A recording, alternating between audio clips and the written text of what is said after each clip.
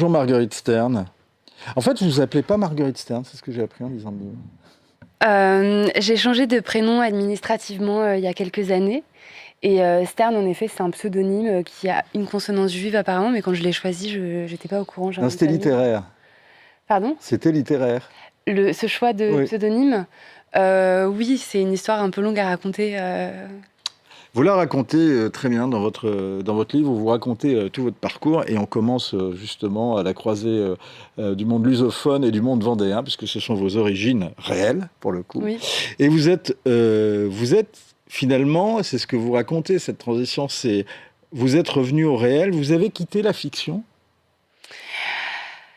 Euh, J'espère, mais je doute toujours. Ce que je raconte dans ce livre, c'est que, donc, en gros, c'est voilà comment est-ce que je suis passée de la gauche à la droite. Et il me semble, en effet, qu'une des grandes différences entre la gauche et la droite, c'est qu'en effet, quand on est à gauche, on vit souvent, enfin, complètement déconnecté de la réalité. Et pour moi, une des grandes différences entre la gauche et la droite, c'est que la gauche invente des concepts complètement fantasmés qu'elle essaye de faire descendre dans le réel. Et la droite, elle, au contraire, euh, invente des concepts pour décrire le réel, décrire ce qui est. Donc j'espère en effet qu'en passant de la gauche à la droite, je suis sortie de la fiction. Quoique vivre une fiction, c'est un côté où c'est plus agréable, on s'ennuie moins, on est plus comme on vit sa vie comme dans un film, mais en même temps, je pense que c'est important de vivre dans une forme de quête de vérité, et c'est ce qui m'anime aujourd'hui. Vous écrivez « Je suis rentré chez les Femen comme on rentre au couvent ». C'était un mode de vie total. Euh, j'ai été activiste. Pour moi, être activiste, c'est très différent que d'être militante. J'ai donné de mon corps pour mon Oui, engagement. c'est le concept même des Femen. C'est le concept des Femen et c'est le concept de l'activisme. C'est C'est vraiment d'aller d'ailleurs, s'engager dans la rue. c'est l'un des points très intéressants. Peut-être qu'on peut revenir sur ça et savoir d'ailleurs ce qui vous reste de ce combat-là. Comment on utilise son corps en dénudant une partie de son corps, en dénudant sa poitrine, pour lutter contre l'instrumentalisation et la marchandisation du corps, pour lutter contre la prostitution, puisque c'était l'un des premiers coups d'éclat des Femen au moment de la Coupe d'Europe de foot en Ukraine, en disant Oui. l'Ukraine n'est pas un bordel. Oui, vous avez bien suivi. Le concept, Surtout. le propos de Femen, c'était de dire que finalement les corps des femmes sont toujours exposés de façon sexualisée, et que justement, en fait, on se dénudait en écrivant sur nos torses des slogans, et donc ça donnait une dimension politique à nos corps, et surtout on n'était jamais dans des postures sexuelles, c'est-à-dire qu'il n'y avait jamais de déhanché, c'était des postures agressives. Interdit, le déhanché interdit. Interdit. On faisait des entraînements pour ça, voilà. Euh, Vous racontez aussi l'Ukraine, la prison.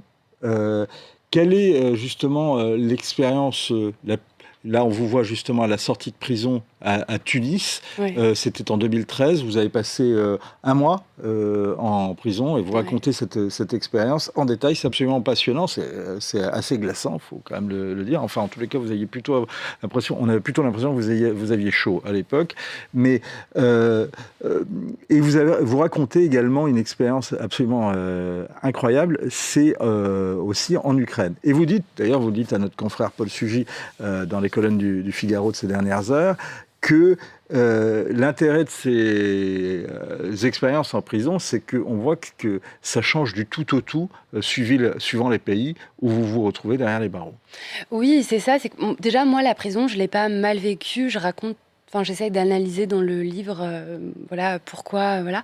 Mais surtout, ça a été une expérience de vie. C'est-à-dire que moi, j'ai passé un mois avec 40 femmes qui étaient emprisonnées en Tunisie pour des faits quand même... adultère, on prend 5 ans. Fumer un joint, c'est 1 an. Alors oui, c'est pas bien, mais bon, voilà. Triche au bac, 5 ans. Et en fait, à travers cette expérience-là, j'ai un peu eu l'impression aussi de pouvoir avoir une petite fenêtre sur ce qui se passe ailleurs dans le monde, dans d'autres pays où l'islam a une place très importante dans des formes de théocratie islamique. En fait, quand on voit un peu ce qui se passe en Tunisie, on se dit aussi, bon, bah, ok, peut-être que maintenant je peux un peu plus imaginer ce qui se passe en Égypte pour les femmes, en Arabie Saoudite, proportionnellement, quoi. Vous Pourquoi avez-vous quitté les Femen? J'ai quitté les Femen, pas par désaccord. C'était en 2015, on était très proches des gens de Charlie Hebdo. Leur assassinat était pour moi une grosse claque. Je l'ai vécu comme une forme de défaite idéologique. Pour moi, c'était comme si on avait tué d'autres Femen. Pour moi, c'était les seules autres personnes de gauche qui osaient critiquer l'islam comme on osait le faire. Je rappelle que je viens quand même d'une gauche qui n'est pas la gauche LFI, qui était quand même une gauche universaliste où on critiquait l'islam aussi. Et en fait, voilà, en 2015, j'ai été lassée. J'ai eu l'impression que tout ce que je faisais ne servait à rien et surtout que je répétais des gestes mécaniquement. Et je considère que le militantisme doit se faire avec le cœur. Quand il n'y a plus de cœur, il faut arrêter. Et le fait qu'il y avait déjà des divisions, parce que c'est ça qui est très important, il y a dans votre livre toutes les fractures de la gauche depuis des années, et en particulier celle qui fracture, cette question qui fracture la gauche depuis la fin des années 80, depuis l'affaire du foulard de Creil, la question de l'islam et du rapport à l'islam. Oui, et je m'interroge aussi dans ce livre sur le fait que, vous savez, quand j'étais dans Femen, j'étais capable de dire que voilà, l'islam était un danger pour la France. Et donc voilà, on a fait plusieurs actions contre l'islam. Et en même temps, j'étais incapable... Vous dites que vous avez fait plusieurs actions contre l'islam, mais il y a certaines actions que vous n'avez pas menées parce que toutes vos actions étaient liées à leur médiatisation. Vous préveniez, vous racontez ça, c'est absolument passionnant, les médias avant chaque action. Toujours, les journalistes gardaient le secret le plus absolu, comme quoi on peut le faire. Mais il y a qu'une des il y a une opération où ça n'a pas marché, c'était celle d'une opération contre une mosquée dans le 18e arrondissement de Paris. Oui, exact. C'était pas dans le 18e, c'était dans le 10e. On voulait aller emmurer symboliquement avec des livres la mosquée de la rue Jean-Pierre Timbaud, qui était une mosquée salafiste. Voilà. Et effectivement, on avait préparé tout un dispositif qui aurait été très beau en termes de mise en scène, mais effectivement, les médias nous ont pas suivis. On s'est dit que c'était trop dangereux de le faire sans couverture médiatique, parce que finalement, c'est notre protection quand même à chaque fois. Et juste pour revenir sur ce que je vous disais avant, voilà, dans le livre, je m'interroge quand même aussi sur le fait que j'étais capable d'être critique de l'islam sans être critique de l'immigration, en tous les cas d'une certaine immigration. Et je pense que c'est un des problèmes de la gauche universaliste aujourd'hui. Vous écrivez « J'aurais dû réaliser tout de suite après les attentats. Il est évident que le djihad n'est pas une invention française, c'est une importation démographique, mais pour l'instant, je refuse de faire le lien entre l'islam et l'immigration, car les seules personnes qui le font sont qualifiées de racistes, et je suis autant aveugle à la manipulation sémantique que sensible au chantage, au racisme. » Je pense que c'est une des grandes raisons pour lesquelles beaucoup de personnes ne passent pas à droite aujourd'hui. J'ai l'impression que... je sais pas, que la propagande est de plus en plus présente, qu'on est de plus en plus sensible, vous savez, à ce système d'étiquettes. Nous, avec Dora Muto, on a été ostracisés parce qu'on nous a collé une étiquette de transphobe sur le front.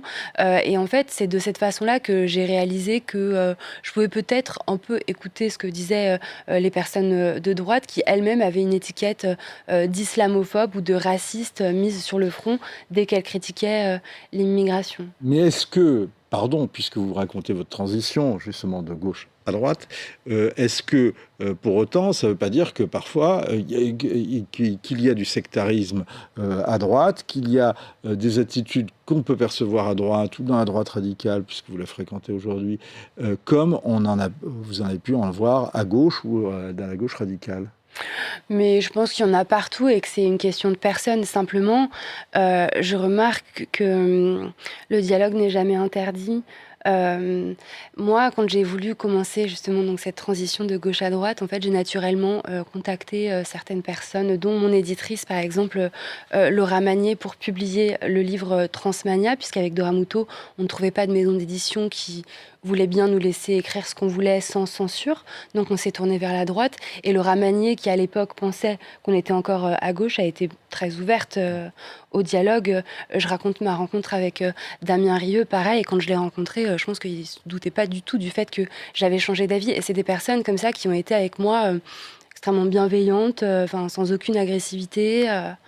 Donc le sectarisme, je considère qu'il est quand même beaucoup plus à gauche. Vous dites que vous avez toujours fait partie d'une gauche qui était plutôt universaliste. Pourtant, vous avez été de tous les combats de la gauche intersectionnelle, hein. La jungle à Calais, les combats contre le patriarcat, bien évidemment, et le combat contre le capitalisme. Le capitalisme, je sais pas trop, mais c'est vrai que Dans j'ai les été dans la combats contre les Femen, il y avait quand même souvent... on combattait... Ouais, c'était pas central. Mais bon, en tous les cas, oui, j'ai été Mais aussi c'était pas centriste non plus. j'ai été très engagée, après mes années fémènes, pour les personnes que j'appelais les réfugiés. J'ai été donc... Alors, question qui pique, question Ouais, qui fâche, allez-y. question perso. Chère Marguerite Stern, est-ce que votre aversion pour l'immigration ne vient pas de la déception amoureuse que vous avez connue avec un jeune Soudanais que vous avez connu dans la jungle de Calais? Mais c'est ce qu'on me dit tout le temps sur Twitter et je trouve ça un peu risible. En général, je préfère pas répondre, mais puisque c'est vous, je peux vous répondre. Non, elle vient pas de ça. Ça a été un déclic. Et puis d'ailleurs... Parce que tel que vous le racontez, c'est bien foutu de vous quand même. Oui, il m'a prise pour la Banque de France. Mais je pense que ça arrive à beaucoup de Françaises. Mais voilà, ma transition s'est faite bien des années après. Donc... Alors justement, c'est la question trans qui va vous faire bouger. Comment et pourquoi? En fait, ça a commencé par... c'est long à raconter, hein. C'est pour ça que j'ai pris le temps d'écrire un livre là-dessus. Mais ça a commencé par ce jour où Dora Muto m'a dit « Mais pourquoi... En fait, on commençait à rencontrer des députés pour leur parler en off de la question des transitions des enfants qui nous touchait particulièrement. Puis à un moment, Dora m'a dit « Mais pourquoi est-ce qu'on n'irait pas parler à tout le monde, quoi ? Sous-entendu, pourquoi pas au RN, à Reconquête, voilà. » Moi, je lui ai sorti mon grand discours sur l'arc républicain. Elle m'a regardée, elle m'a dit « Mais en fait... en quoi est-ce que le RN n'est pas un parti républicain ? Tu vois pas que tu reproduis exactement les mêmes mécanismes à l'encontre de ces personnes-là que ceux dont tu souffres aujourd'hui. En fait, à partir du moment où j'ai été ouverte au dialogue, ouverte au fait de pouvoir écouter tout le monde, la transition a commencé. Qu'est-ce qui a fait que vous êtes opposé aux questions de transition de genre? Vous allez me dire, vous avez écrit un livre qui s'appelle Transmania, on le recommande. De façon vraiment On primaire. le recommande parce qu'il y a un tel terrorisme contre que ça vous rend mécaniquement sympathique. Merci. Non, et puis surtout, ça a été un gros travail d'enquête Transmania, et voilà. C'était quoi votre question ? Justement, qu'est-ce qui a fait que vous vous êtes opposé de manière aussi fondamentale et paradigmatique à cette question ? De façon très primaire, au début, moi, en tant que femme, je me suis dit, des hommes dans nos compétitions sportives, dans nos toilettes, dans nos vestiaires, c'est pas possible. Oui. C'était une réaction très féministe au début. C'est vrai, mais ces hommes ne se sentent plus hommes. Donc, ils ne sont pas gynécophobes. Non, mais ils ne se sentent plus, voilà, toujours est-il qu'ils sont, c'est un fait biologique, c'est comme ça. Et pour une femme, c'est extrêmement effractant d'avoir un homme, qu'il se sente ou pas, qu'il porte une jupe ou pas, dans ses vestiaires. Et donc moi, en tant que féministe, ça m'a bouleversée.